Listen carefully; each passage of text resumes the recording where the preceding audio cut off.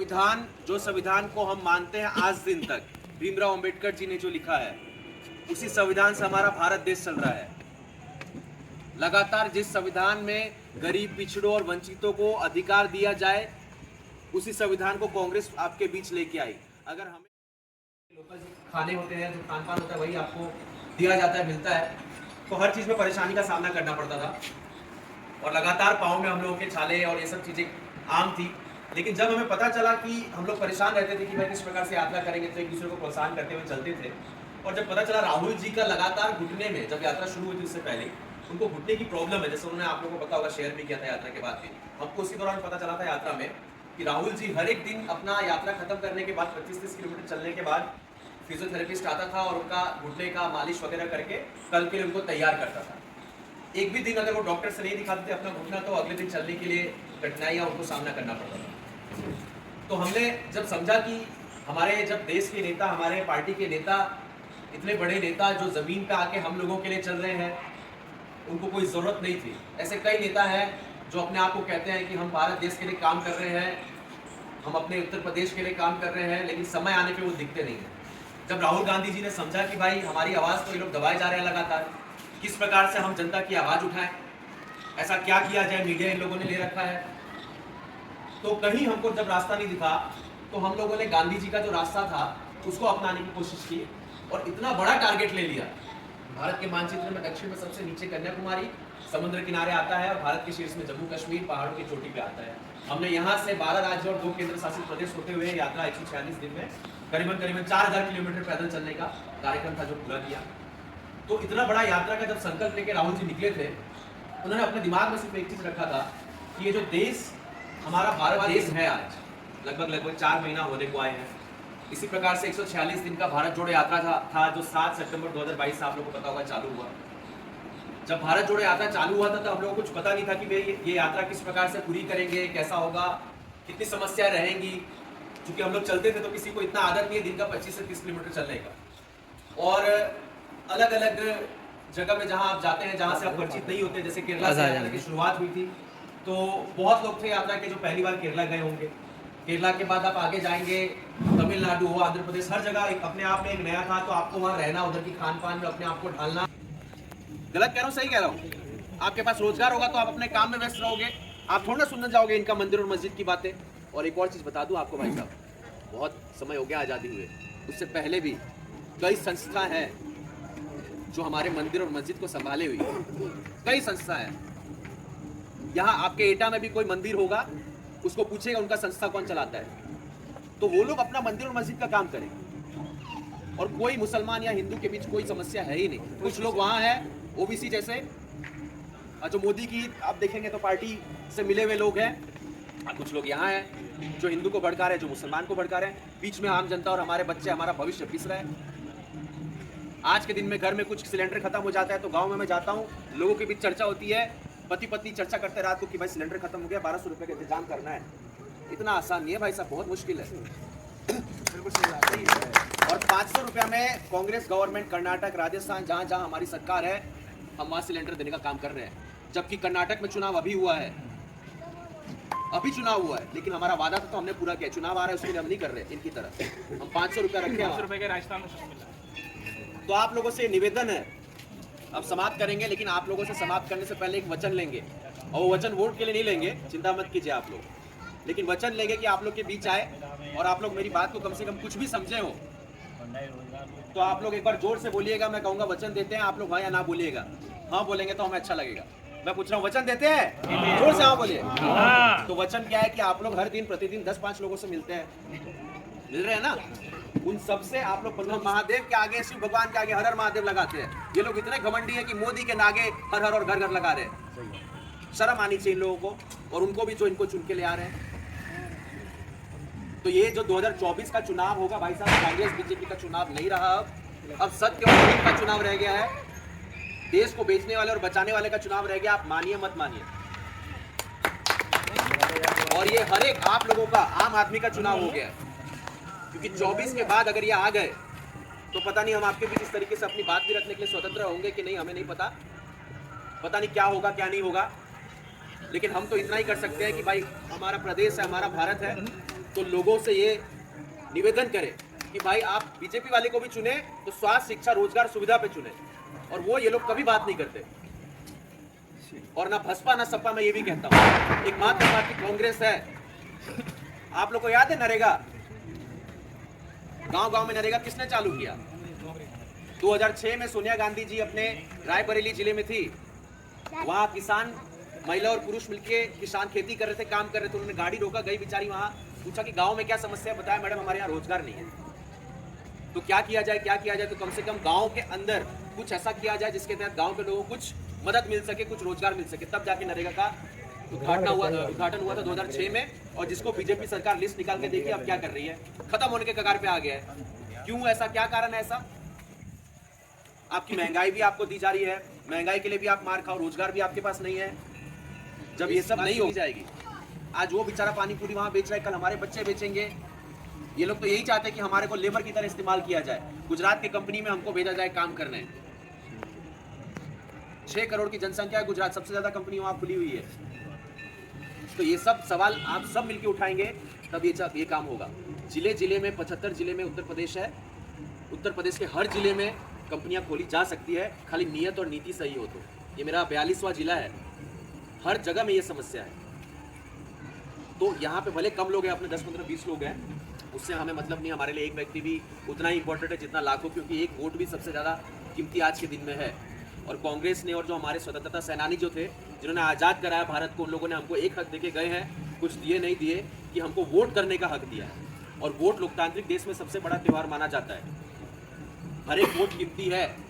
और जो बच्चे 18 साल से ऊपर भी होंगे अभी आपके घर बार में, आसपास में 15 करोड़ नए वोटर आ रहे हैं, 15 करोड़ जो भारत की भविष्य को तय करेंगे, उनको भी समझाना है। क्योंकि वो नए युवा होते हैं ना, वो मंदिर मस्जिद के नाम पे, शोबाजी के नाम पे इधर उधर भटक जाते हैं। उन्हें भी कहना है कि बेटा वोट उसी को देना है जो आप लोग के बीच स्वास्थ्य, शिक्षा, रोजगार की बात करें। चुनाव आप लोग के बीच अब आने वाला है, 2 मिनट फिर खत्म करेंगे। 6 महीना में चुनाव आप लोग के बीच अभी आने वाला है, 6-7 महीना में। इस बार उत्तर प्रदेश से आप लोग को एक मैसेज देना है पूरे भारत में कि अब हमें जात धर्म के नाम पे बेवकूफ नहीं बना सकते आप। अगर वो कहेंगे हर हर मोदी, घर घर मोदी, आपको चिल्ला के कहना है हर हर शिक्षा, घर घर रोजगार, कि हर हर शिक्षा, घर घर रोजगार। इतिहास मिट गया होता, हम 35 साल से यूपी में नहीं है। बसपा और सपा 10 साल नहीं रहे, 15 साल तो खत्म हो जाएगी, आप देख लीजिएगा। हम लोग हिम्मत रखते हैं, और कांग्रेस ही जिस दिन तक नहीं आएगी यूपी में, ऐसे ही चलेगा। आप यकीन मानिए, भले आप वोट दीजिए नहीं दिए, आजकल की बात है, जिस दिन कांग्रेस आ गया उस दिन आप यूपी का इतिहास देखिएगा।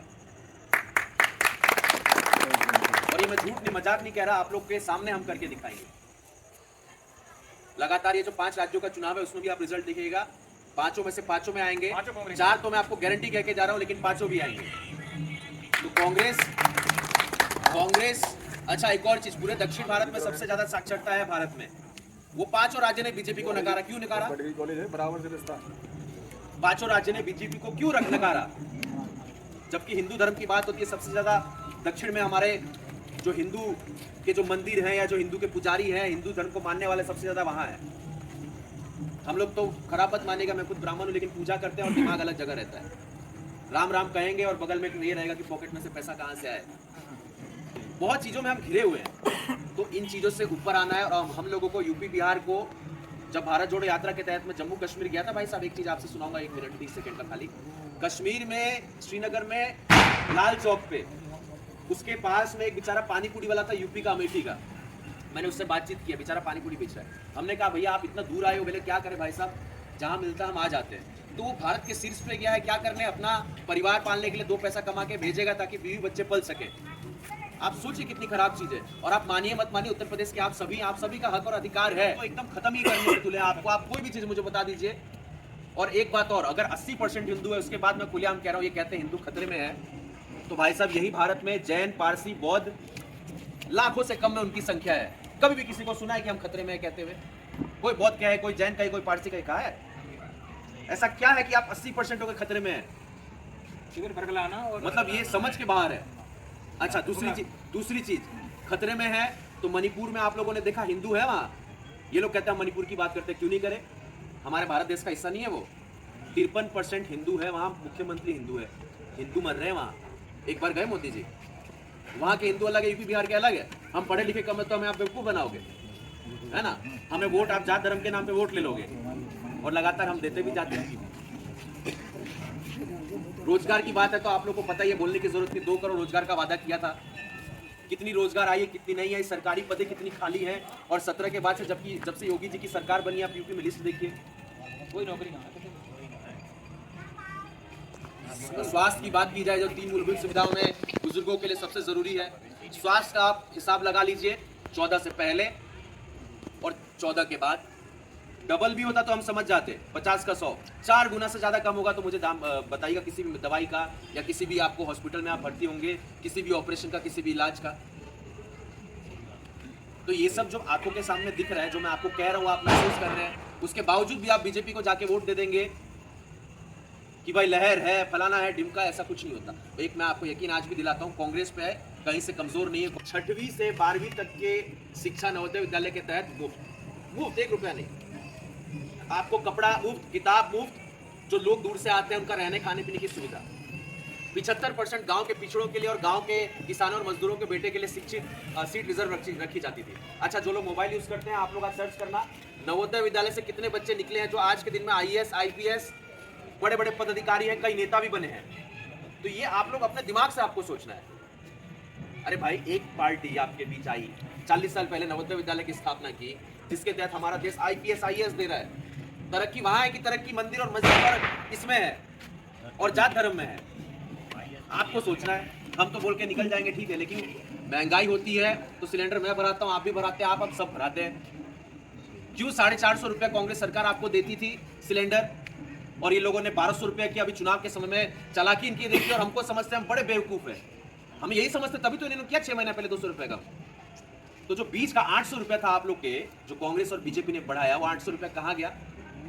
100 करोड़ की बीजेपी की पार्टी थी 2014 में, संपत्ति जो बीजेपी के पास थी।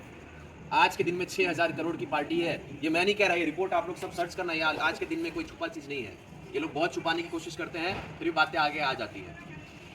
कांग्रेस पार्टी जो 70 साल सबसे पुरानी भारत देश की पार्टी है, आजादी से पहले की पार्टी है। भारत के जो राजनीतिक पार्टी जितनी है, 3रे नंबर पे खड़ी है, बीजेपी से भी नीचे और भाजपा से भी नीचे। हमारे पास उनसे भी कम पैसा है, भाजपा वालों से। इन लोग जो दिखाते हैं कि भाई नहीं कांग्रेस का ये है वो है, राहुल गांधी जी का खुद का घर भी नहीं है। स्वाभाविक सी चीज है। आप लोग ध्यान दीजिएगा, उस 3 मूलभूत सुविधाएं क्या है। एक, सबसे पहला, जब बच्चा होता है हमारे घर में, छोटा कोई लड़का पैदा होता है, लड़की पैदा होती है, हमारे माँ बाप अपना पेट काट के सोचते हैं इनकी शिक्षा अच्छे से देनी है, क्योंकि बच्चा शिक्षित होगा तभी उसको पूछा जाएगा, वो समाज में खड़ा हो सकेगा। तो एक हमको सबसे जरूरी चीज शिक्षा है नहीं है?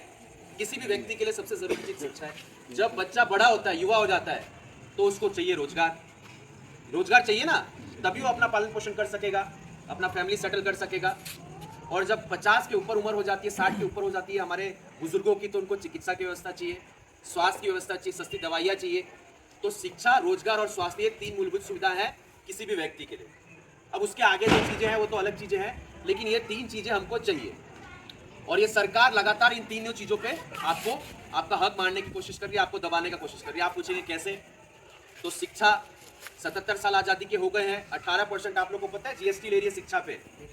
आपके बच्चे स्कूल जाते हैं, आप कभी फीस निकाल के देखिएगा, जो फीस दे रहे हैं, जो किताब वो कॉपी खरीद रहे हैं वो निकाल के देखिएगा, जो बच्चे का स्कूल ड्रेस ले रहे हैं वो जो दुकान वाले से वो मांगिएगा स्लिप। इसी बात की महंगाई है बहुत भयंकर।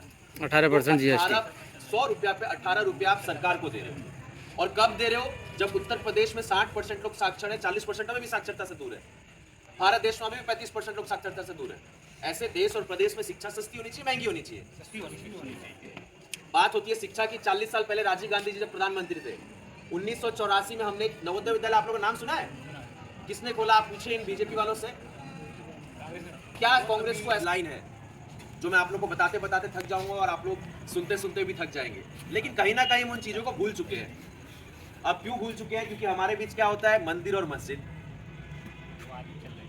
है ना। मैं ब्राह्मण हूं तो ब्राह्मण और ठाकुर, यादव और हरिजन, गलत कह रहा हूं? अच्छा, एक और चीज बताइए, 77 साल देश के आजादी के हो गए, उत्तर प्रदेश में कितनी जनसंख्या है? 25 करोड़ लगभग अंदाजा के हिसाब से। ऐसे तो 12-15 साल से लोग जनगणना करा नहीं रहे हैं, लेकिन लगभग 25 करोड़ है। 2011 जो कांग्रेस ने करवाया था उसके हिसाब से। उस 25 करोड़ जनसंख्या यानी हम पूरे भारत में सबसे नंबर 1 पे हैं जनसंख्या के मुकाबले में। कई देशों से ज्यादा हमारा उत्तर प्रदेश बड़ा है। उसके बाद भी क्या कारण है कि हमारे युवा जो बैठे वो बताएंगे। रोजगार के लिए आपको बाहर जाना पड़ रहा है, नहीं जाना पड़ रहा है। गुजरात जा रहा है बेचारा, कोई कलकत्ता, दिल्ली, मुंबई, मैंगलोर, जहां उसको मिल रहा है जा रहा है। क्यों यूपी में आपको नहीं दिया जा रहा है नौकरी? वहां भी कंपनी बनी है, यहाँ कंपनी नहीं बन सकती। क्या कारण है? कांग्रेस के समय में आप अपना देख लीजिए, आपके जिले में भी कंपनी का लिस्ट निकाले, जितनी कंपनी बनी उसमें से आधा से ज्यादा कांग्रेस के समय में बनी होगी। कांग्रेस, क्योंकि लगातार कांग्रेस आपके बीच समझती थी कि जिले और प्रदेश का विकास और गांव का विकास तभी होगा जब लोगों का विकास होगा। हमने जात धर्म पे कोई एक नेता बता दीजिए कि हमने चुनाव लड़ा हो जात और धर्म के नाम पे कि भाई मैं इस जात से आता हूं तो मुझे वोट दे दो।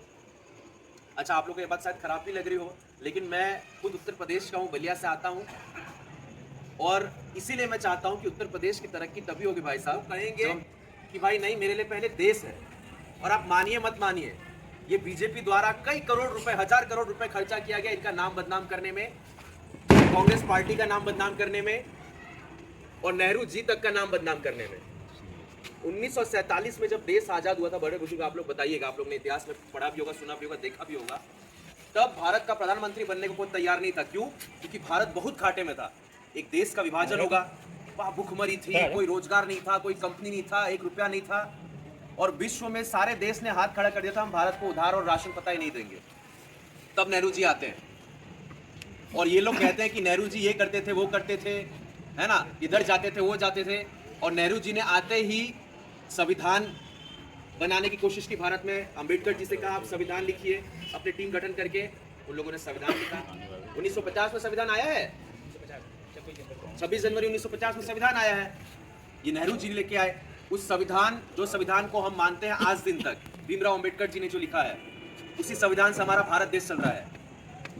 लगातार जिस संविधान में गरीब, पिछड़ों और वंचितों को अधिकार दिया जाए, उसी संविधान को कांग्रेस आपके बीच लेके आई। अगर हमें इसमें कुछ करना होता उसी समय, तो हम आप लोग के बीच इस प्रकार से लेके नहीं आते कि जो दलित है, जो पिछड़ा है, हरिजन समाज का, उसको हक मिले कि वो आरक्षित होकर सीट होके आगे आ सके, विकास कर सके अपने परिवार का, अपने समाज का और देश का।